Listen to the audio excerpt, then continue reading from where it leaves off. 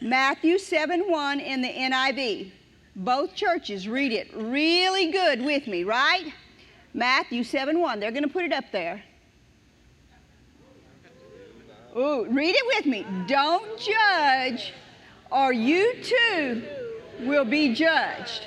Okay, now that you've read that, I will explain. I'm going to have to talk about me tonight. So don't judge me. I'm telling you, you better not judge me or you're going to be judged. All right? Okay? Y'all can sit down, all right?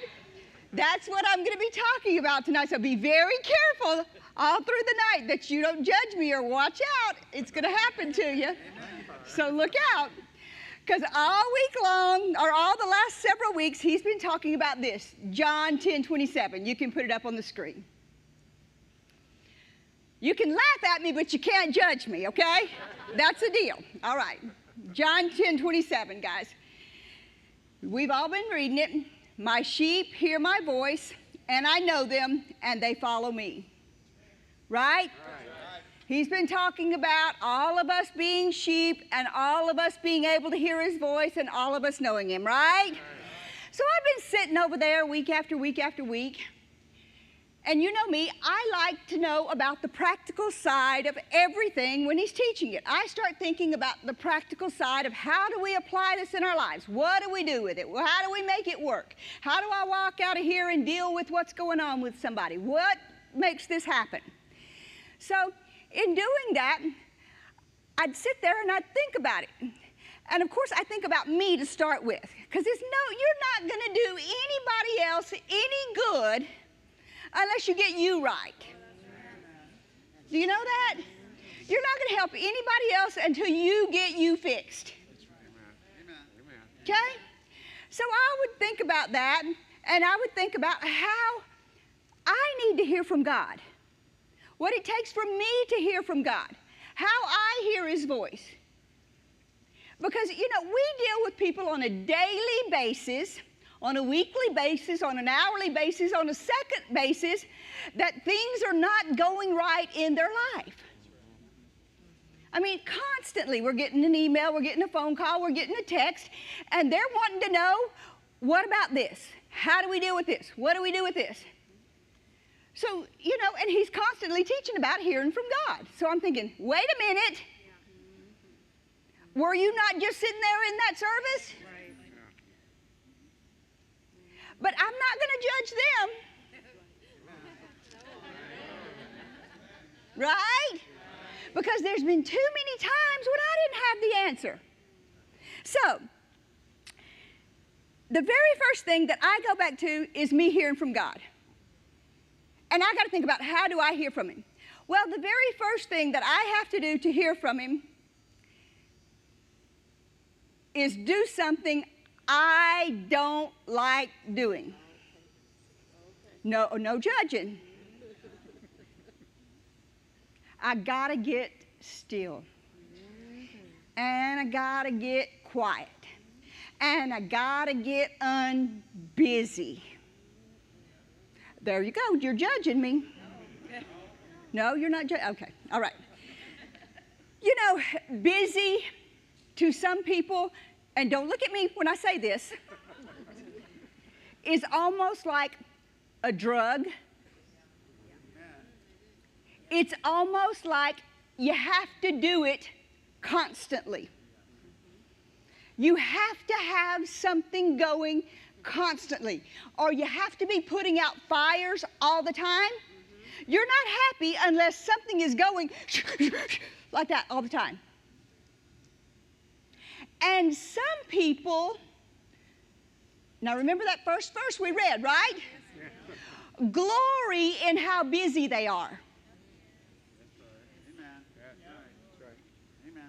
They just glory in how much they have to do and how busy they are. And they never have time to get with you because they're too busy.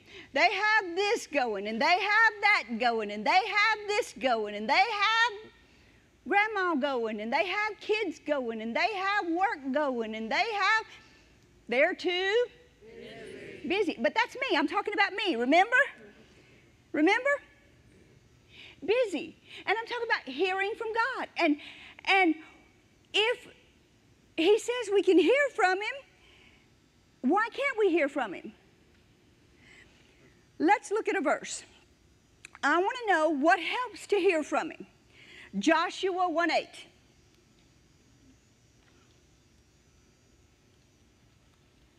Now, I'm not talking about you tonight. I'm talking about me, remember? Just me. Because I know I have been told multitudes of times about multitasking, about doing too many things, and I know I have to hear from God. So let's look at a few things. Joshua 1:8 in the King James. It says, "This book of the law shall not depart out of thy mouth, but thou shalt meditate therein day and night, that thou mayest observe to do according to all that's written therein. For then shalt thou make thy way prosperous, and then shalt thou have good success." Okay. Question. Good success and prosperous. Everybody in here's got totally prosperous and total success. Okay. I could use some more prosperity. I could use some more success. So what's going on, God? Why are you holding out on me, God? Huh? God ain't holding out. He just told us. He says, then you'll have it. I'll make your way prosperous, and then you'll have success. So Phyllis, Miss Blonde, dumb blonde here, got to figure this out. What's going on? Well, when I began to study about this, I thought, okay, so what way do I go? I know busy is not the way. So I got my Bible out. Now, he's teaching on this, and a lot of times when he's teaching, I'm going back and I'm looking, and I'm thinking, practical, Phil, practical. How does this apply? You're dealing with people. They're going to come back to you. They're going to ask you questions. They want to know. They deal with it. We deal with it. When he teaches, they want it for the kids' classes, just lots of things. So I'm like, okay, look at this. Not busy. So I start to look up things, okay? Think about all these things in the Bible. I got my Bible out, and I got my concordance out. Now, think of the opposite of busy. I got so many words, I did not know which direction to go. Now, listen, see if you've heard any of these words in the Bible. Okay? Still, be still and know that I'm God. Wait on the Lord. Rest in the Lord. Commune with God. Fellowship with God, pray to God, talk to God. Abraham talked with God. All of these things are spending time with him, right? Bow before God, kneel in his presence, humble yourself before God, lie prostrate before the Lord, praise the Lord, worship the Lord, give thanksgiving to the Lord, and meditate. I mean, that's just a few of them. I mean, when I'd start to go to look them up, there were so many verses. You could have spent a year just going over each one of these verses about spending time with the Lord. Each and every one of them. So what does the devil do to keep every person in this room from hearing from God? He keeps us busy. It's like God has got, say this pulpit right here is our gift. Okay? And inside this gift, it's got everything that we would ever need. Every answer that we will ever need. You could walk up to this pulpit, you could get your healing. You could walk up to this pulpit, you could get your answer for the direction that you need. You could walk up to this pulpit. You could find out how to deal with your kids that's gone berserko. You could walk up to this pulpit and you could find out how to get your house you need. You could walk up to this pulpit and get rid of that boss you've been hating for 10 years. Get him saved. Find exact words to tell him tomorrow when you go to work. You could walk up to this pulpit and get your husband to like you again. Do you understand what I'm saying? You could walk up here and everything you ever needed was here. So what does the devil do? He tries everything. Now you can get to this pulpit from how many angles? Every way possible. There is absolutely nothing in the way of getting to it.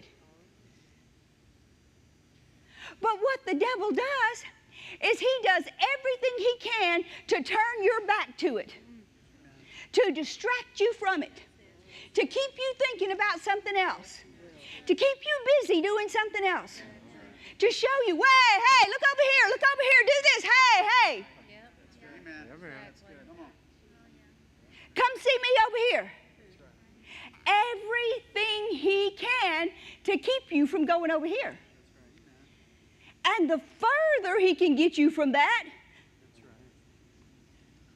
the easier it is to keep you from getting closer to that.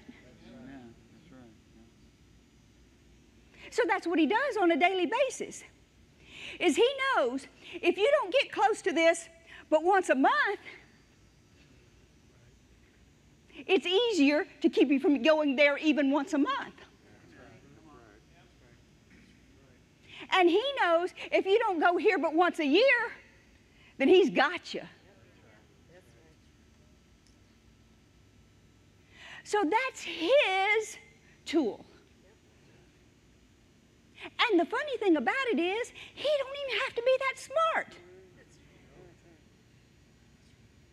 All he's got to do is wave something in front of me, and he distracts me. Now, I've got excuses. Let me explain. Before I explain, so you have time to judge, I'm going to read you this verse. Okay? Matthew 25, verse 34 in the King James. Then I will explain why I have excuses. Matthew 25, 34. Then the king says unto them on his right hand, Come, you blessed of my Father, inherit the kingdom prepared for you from the foundation of the world. For I was hungry, and you gave me meat. I was thirsty, and you gave me to drink. I was a stranger, and you took me in. Naked, you clothed me. I was sick, you visited me. I was in prison, and you came to me. Then shall the righteous answer him, saying, Lord, when did we see you hungry and feed you, thirsty, give you drink? Or when did we see you a stranger and take you in, or naked and clothe you? Or when saw you sick or in prison and came unto you? And the king shall answer and say unto them, Verily I say unto you, insomuch as you've done it unto the least of these my brothers, you've done it unto me. Then shall he say also unto them on the left, Depart from me, you cursed, into everlasting fire, prepared for the devil and his angels. For I was hungry, and you gave me no meat. I was thirsty, and you gave me no drink. I was a stranger, and you took me not in. Naked, and you clothed me not. Sick and in prison, and you visited me not. Then shall you answer also. Shall they also answer him, saying, Lord, when saw we thee and hungered, or thirst, or stranger, or naked, or sick, or in prison, and did not minister unto thee? Then shall he answer them, saying, Verily I say unto you, insomuch as you did not do it to the least of these, you did not do it unto me. And these shall go away into everlasting punishment, but the righteous into eternal life eternal. This also reminds me, you remember it, of the wedding feast that he called everybody there and everybody was too busy to come? One said he had an ox that had to plow, and one had he had bought, and the other one said, what, he got married, you know? Well, let's get back to me. Too busy, right? But I have an excuse. We have 2 churches, right? God, that's doing your work. You know, I have to have my phones on all the time, and I have to have my computers, and I have to have my iPad because I have people, you know, and somebody could get sick, and we could have to get to the hospital, or something could happen, and somebody could need something, God. Don't you know that, God? I should have special dispensation, God. Because, you know, it's a church, God. I should be able to work 24/7. Because, you know, I am doing it for you, God. Right? Right? But, it doesn't matter what my excuse is. All it is a ploy of the devil to keep me away from what? Do you know? It doesn't matter if we have 1, 100, 500, 5,000 people. If I don't go here, I am useless to here.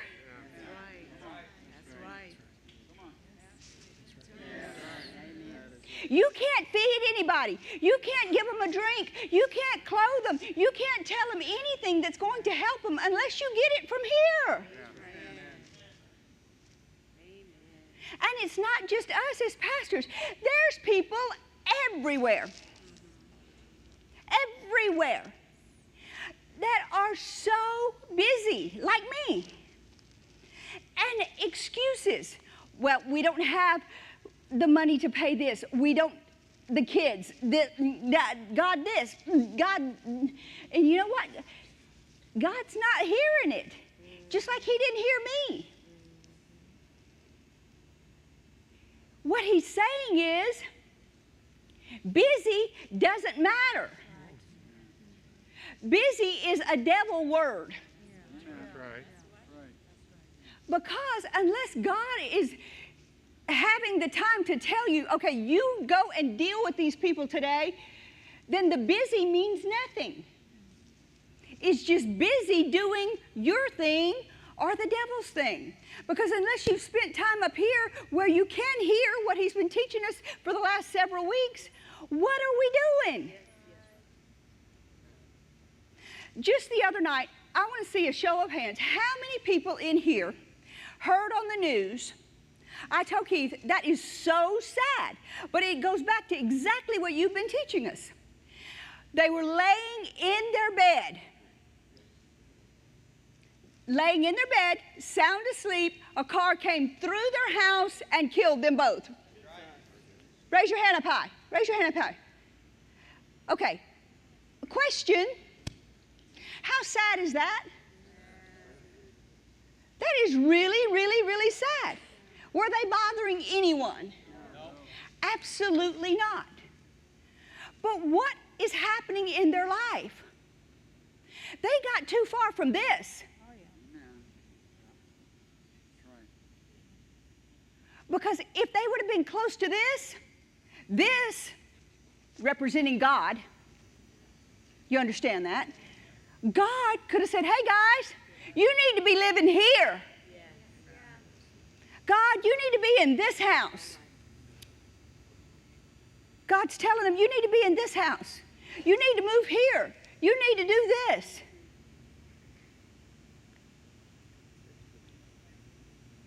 Because unless we're hearing from God about where we live and what we do and who we're around, the busyness doesn't mean anything. Right. Whether it's work or whether it's play. I've got a lot of things down here. Exodus, I'm just going to read you these. You'll have to do with them what I had to do with it. Okay? Because, again, you can't judge me. But Exodus 31 says this. It says, 6 days you can work, but on the seventh day, on the seventh day is when you clean your yard. No. And you do all your laundry. No. And sometimes, guys, we are supposed to rest. And some point in our lives, there has to be a time of that. And I'm as guilty or more guilty than anybody. That's why I'm talking to you tonight. Because at some point in our lives, if we don't shut down and let God talk to us, we're going to be missing it right and left. We have to take that time and shut her down and not be so busy. I know there's another one. People say they don't have the time to do anything with God. They don't have the time to be able to listen to God. You know, they do a lot of things that maybe they should check about. You know, I used to, a lot more than I do now, do a lot of exercise. And I look back on it now, I used to run a lot. And I look back on it now and I think, God, if I'd have been spending as much time with you studying the healing scriptures instead of trying to run 10 miles a day, if I'd have been spending 2 hours studying healing scriptures every day instead of trying to run 10 miles a day, where would I be today? Let me read you a verse. I'm just going to read you these. You do with them what you want to, but don't judge me. Okay? Listen to this one. 1 Timothy 4:8 in the King James. For bodily exercise profits little, but godliness is profitable unto all things, having promise of the life that now is and that which is to come. Now, I didn't say you couldn't exercise. Listen to the Message Bible. It says, workouts in a gymnasium are useful. They are useful, people. Useful. It says they are. But a disciplined life for God, in God, is far more so, making you fit both today and forever. Sometimes you just need to take that time and spend it with something a lot more important. Because we are a society that says we don't have time to do anything. We don't have time to fellowship with any of our friends. We are a society anymore that doesn't even have friends anymore. I mean, I'll just tell you, as a church, a lot of times, people go to the hospital and we'll say, don't they have any friends? And they'll say, you know what? No, they don't. And we'll go, that is just wild. Well, why don't they have any friends? Because they're too busy. They're too busy. They don't have time to cook a meal at their house anymore for their friends and have them come over to dinner. Because they're too busy. They don't have time to have a barbecue on Saturday anymore because they're too busy. They can't fellowship anymore with anybody because they're too busy. We are a society that all we do is busy. What about the days of our grandparents and great-grandparents that used to sit on the porch and just watch the cars go by? That's right. I think they were smarter than us. Amen. I told Keith the other day, we were sitting on our back porch, and we can barely see the street from our back porch. And I said, I just sat there for an hour and I just watched the cars go by. I said, man, this is fun. I just watched the cars go by. And it was fun. You know, you don't have to, it's an addiction. And Keith knows I am as guilty as any person in this room. Am I addicted to it or what? Or I'm not confessing it for the future. Dan's addicted to it. Look at what, Dan? He says, what? You know, you can get addicted to it, to having to do something every second of every minute of the day. I mean, I have been so rude to Keith sometimes. He's standing there talking to me about something important. You've not done it, so don't judge me. God forbid your phone buzz. And you've got to see who it is immediately. Or what it is. It could be a church member. It could be somebody hurt. It could be your parents. It could be...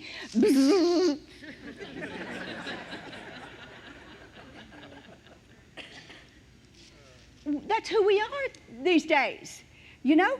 And you can't eat, you can't sleep, you can't anything because we're a society of something going all the time. That's why society is on so many drugs these days. People wouldn't have to take a quarter of the drugs they take if they would just spend a little time. We're too hyped up. Just going night and day. And then it's almost like you don't know which end is up. We got to get this done. We got to get this done. We got to get this done. And it's like you don't have enough jobs. So you go get a hobby that you have to work at.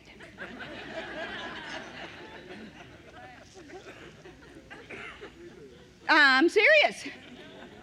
You go get a hobby that costs all your money, or that you have to figure out how to do it, or you have to learn how to do it, you have to study, and you have to work at it, and you have to do it, and God, I gotta get this, I gotta get this. And it's intense. Because you gotta have something going. Busy.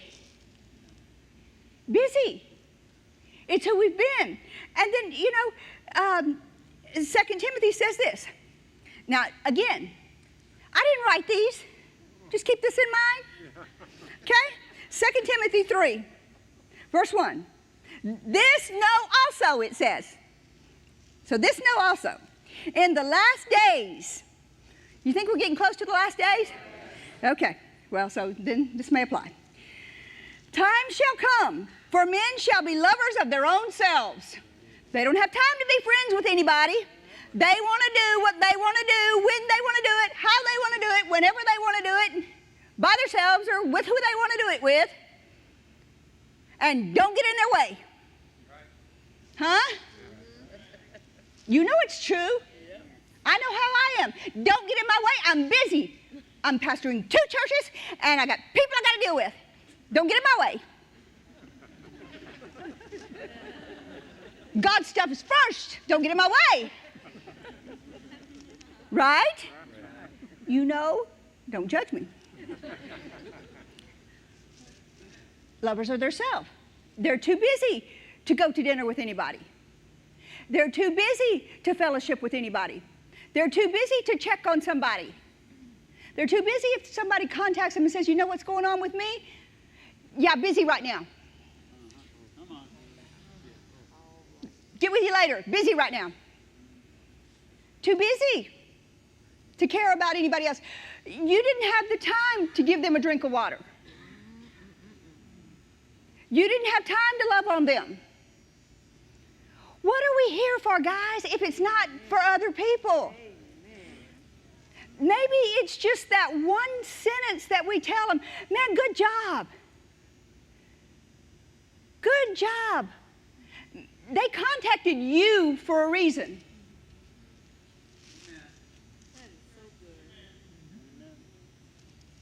How many people you got that something goes good in your life and you're going to take the time to contact them and tell them something went good in your life? How many people? Maybe 1, 2, that something really went good in your life that you're going to contact them and tell them about it. What if they reply, busy, can't talk to you right now? How does that make you feel? When you sow it, what you going to reap? Busy, can't talk to you right now. That makes you know how important people are in your life. Guys, we got to get a revelation that the reason that we're here is not to work a job or not to do a hobby or not to work on a car. I am guilty, number 1, of always being busy. We got to figure out a way because God is not always busy. And if we spend time with Him, He's going to say what? Cut this out, cut this out, cut this out. Don't do this. I never told you to start that hobby. I told you to do this. I never told you to get that other job. I told you to do this. I never told you to go over there. I told you to do this. Lovers of themselves, covetous. Now, I didn't write this. Boasters, proud, blasphemers, disobedient to parents, unthankful, unholy, without natural affection, truce breakers, false accusers, incontinent, fierce, despisers of those things that are good, trady, heady, high-minded, lovers of pleasures more than lovers of God. You say, no, not me.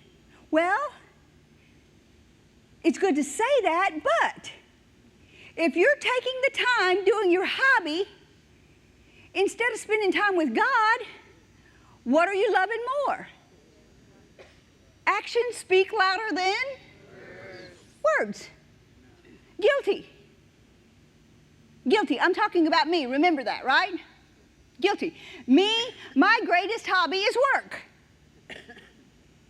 Work. I like work. I like doing church stuff. I like helping the people in the church. I like remodeling the rooms. I like getting the stuff done. I like making it look good. I like that. But you know what? I shouldn't do it night and day.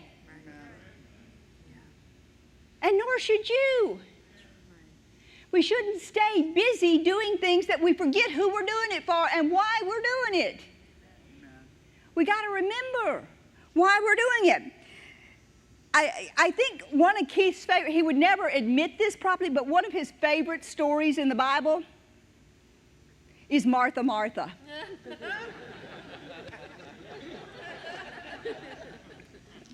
Because of me, probably. Because you've got to pick and choose what is the priority. When it comes time for church, and when it comes time to do the things for God, we shouldn't have 26 other things going. We shouldn't be thinking about what we're going to do at work tomorrow. We shouldn't be thinking about what we're going to do next week, or go visit Aunt Sally, or go do this grocery shopping, or be sitting there in church writing our grocery list. Guilty! I ain't talking about you. I'm talking about me. And I can talk about me all I want to because I know me. Or thinking about what we need to pack because we got to leave early tomorrow morning, or thinking about this, or thinking about that. We should take that time and not be a Martha, Martha. Because how are we going to hear from God if we ain't even listening? We can't hear from Him. And that's why we can't be prosperous. And that's why we can't be successful. Is because we are not even listening. He can be screaming really loud. And we're not listening. We're busy doing this. And God, I'm busy right now. I'll get with you in just a minute, God. I'm busy right now. Can't you see I'm taking care of these church people right now, God? I'll catch you in just a minute. I got this phone at this ear. I got my iPad here, and I got my computer here. God, catch you just in a minute, God. How rude is that?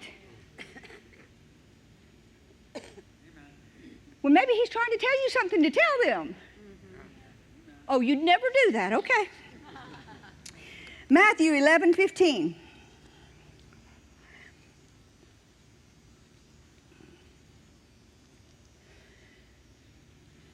He that has ears to hear, let him hear.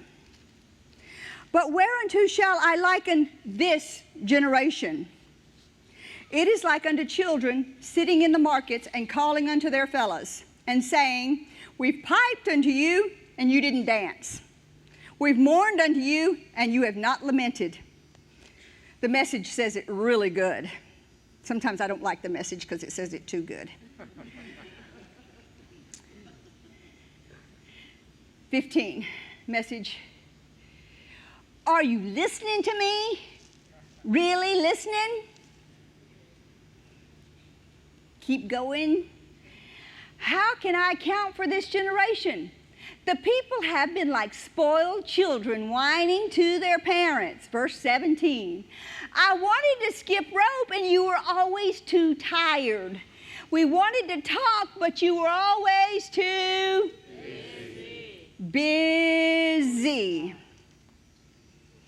Busy is an epidemic today. And even if you're not busy working, people have decided things that they like to do, and they get involved with things, and anything that the devil can do to keep you from spending time with God. Because he knows if you ever spend time with God, you're going to get the answers that you're looking for. You're going to get the things that you need. You're going to get the peace. You're going to get the revelation. Let's read a few verses and let me show you. Let's read Joshua 1:8 again. We'll start there. This book of the law shall not depart out of your mouth, but you shall meditate therein day and night, that you may observe to do according to all that's written in. For then thou shalt make thy way prosperous. Who's going to make your way prosperous? And then you shall have good success. Let's read a few more. Psalm 1:2. This is all King James for now. But his delight is in the law of the Lord, and in his law doth he meditate day and night. Psalm 19:14. Let the words of my mouth and the meditation of my heart be acceptable in thy sight, O Lord, my strength, wait a minute, and my Redeemer. So if I meditate with the Lord, what happens? I get strong. How many could use some strength in here? I know I can. Because when you all the time busy, what happens? You get tired. So when you go to the charging spot, you can get recharged. Psalm 49:3. I like this one, I like this one. My mouth shall speak of wisdom, and the meditation of my heart shall be of understanding. The New King James says this. I'll wait till they put it up. My mouth shall speak of wisdom, and the meditation of my heart shall give understanding. How many of you could use some understanding in some areas? Something just bum-fuzzling you and you just don't know what to do? There's your answer. Psalm 63, verse 6. When I remember thee upon my bed and meditate on thee in the night watches, because thou hast been my help. Therefore in the shadow of the wings will I rejoice. My soul follows hard after thee. Thy right hand upholds me. Psalm 71:24. My tongue also shall talk. That's a form of meditate. It's the same word. Of thy righteousness all day long. For they were confounded, for they were brought unto shame that seek my hurt. I put with this, when a man's ways please the Lord, even his enemies are at peace with him. Yes. Psalm 77, verse 12. I will meditate also of all thy work and talk of thy doings. Psalm 104, verse 34. My meditation of him shall be sweet. I will be glad in the Lord. Psalm 119:15. I will meditate in thy precepts and have respect unto thy ways. I will delight myself in thy statutes. I will not forget your word. Deal bountifully with thy servant, that I may live and keep thy word. Open my eyes, that I may behold wondrous things out of your law. Psalm 119, verse 23. Though rulers sit together and slander me, your servant will meditate on your decrees. Your statutes are my delight. They are my counselors. You just rest and let God take care of them and go over their heads. And this is the one I want you to think about just a minute, and then we're going to do something. Everybody still here, right? Amen. Okay. Look at this one with me. Psalm 143:5.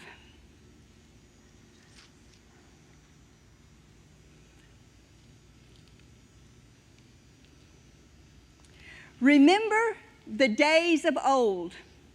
I meditate on all thy works. I muse on the work of thy hands. This is what the devil doesn't like for us to do. He doesn't like for us to get still and say you're believing God for healing. He doesn't like for us to remember the days of old every time we believed God for healing, and what happened? We got healed. Or remember the days of old every time we stood and believed God for finances. Guys, you can keep your seat just a minute.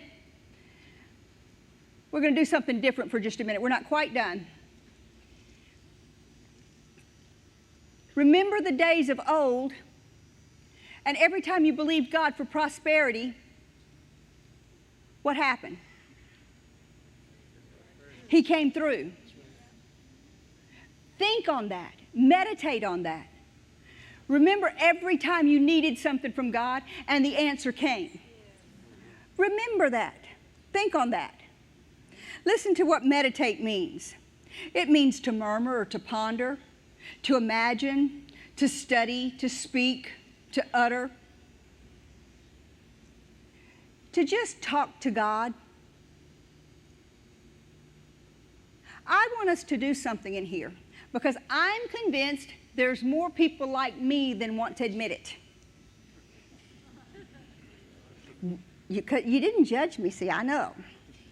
But I think there's more people like me that like busy and like to have something going all the time. Put Branson on the screen, please. Everybody in Branson, everybody here, I'd like for you to do this, please. We're going to do a little test. I think the devil has been winning too much. I'd like for every usher, every person that's moving around the building, every person that's in the lobbies to come inside the sanctuary, please. Every person everywhere. And just come in for just a minute. And I want to do a little test. Y'all up for it? Yeah. Y'all game? Yeah. Y'all chicken? No. Okay, that's what I thought. I want to do just a little test. But before we do, well, maybe I'll tell you what we're going to do first. I would like for us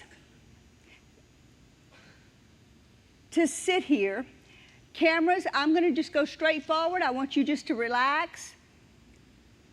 I'm just going to go straight up there. And I want every person in here for 3 minutes. 3 minutes. Just to take a deep breath and think on the Lord. If you're believing for healing, think about all the things He's healed you of. If you're believing for finances, think about all the times He's brought you through. If you're believing for something, think about every time He's given you the answer for that. 3 minutes, that's not much of your life, is it? We can do that for 3 minutes, right? Without moving around, without thinking about our grocery list, without thinking about what we're going to do tomorrow. And every time you start to think about something else, what do you need to do? Grab hold of your mind, bring it back in, and start thinking about Him again. Can we do that? Do you want to see why this usually doesn't happen? Put that up on the screens for me, if you would, please. And then we'll put Branson back up there. Can you see what that says? It says, I wonder why I don't hear from the shepherd anymore. And you can see the shepherd in the background over there yelling for him. And he's got a TV and it's blaring. He's got a computer on his lap, and it's blaring. He's got an iPod stuck in his ears with the headphones blaring. He's got a radio, and it's blaring. And he's got a book in his lap, and he's reading. And he can't hear the shepherd. That looks exactly like me. If you were to see me sitting outside at my house, I think that looks exactly like me. Somebody sent me this, and it wasn't my husband. It says, my sheep listen to my voice, I know them, and they follow me, John 10:27. Keith was teaching on this, and somebody sent me that. Now, that's just mean, isn't it? That's judging, isn't it? I think that's judging. I do. I think that's judging. No, they loved me when they sent me that. It was cute. But I don't want us to do that. I don't want us to have anything going. I'm going to time us, and I want us to do 3 whole minutes, and I just want us to close our eyes. And, you know, there's a difference in praying. Some people pray, and some people get into works praying. They're fighting praying, and I don't want us to do that. I just want us to focus on the Lord and just kind of from our hearts. He just kept saying, meditate in your hearts. And I just want us to think about the Lord. And I want us to just think about the things that He's done for us in the area that we're believing for. Do you understand that? Let's see, can we do it? We'll do a practice run, and then you'll know how to do it when you go home, okay? All right? Everybody in Branson ready? Raise your hand if you're ready in Branson.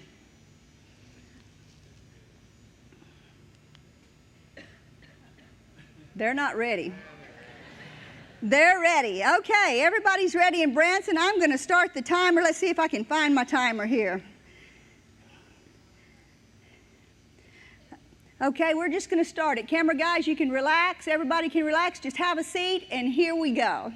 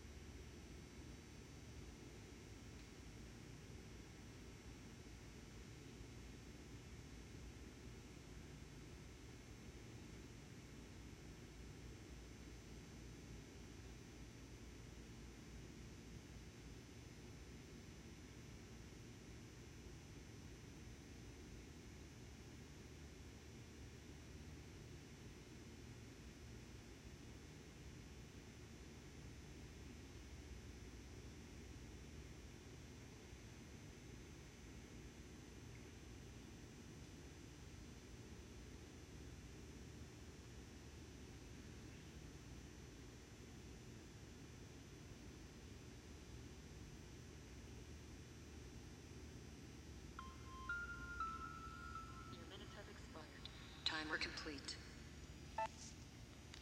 How hard was that? How many times did your mind wander off in different directions?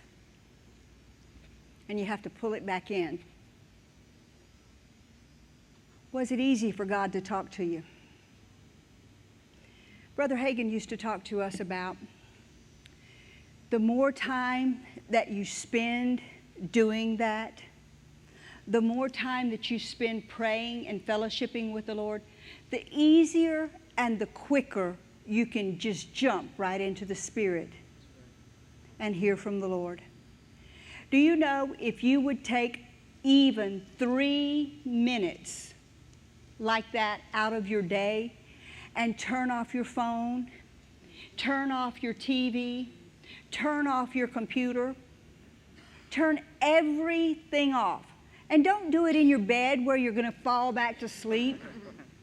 But get up and get you a spot that you actually sit there and you get quiet and you hear from God.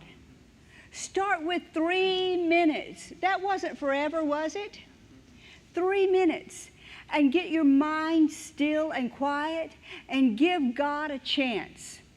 You're not talking, people around you are not talking, then He can come right in and talk to your heart. That's right. That's good. It's a clear channel then, just right clear to your heart. But you have to turn everything off and let Him talk to us. There's a couple of scriptures. You guys can go on up on the platform now. Psalms 25:3 says this: "Let none that wait on Thee be ashamed." Psalm 27:14 says, "Wait on the Lord, be of good courage, and He will do what? He'll strengthen your heart."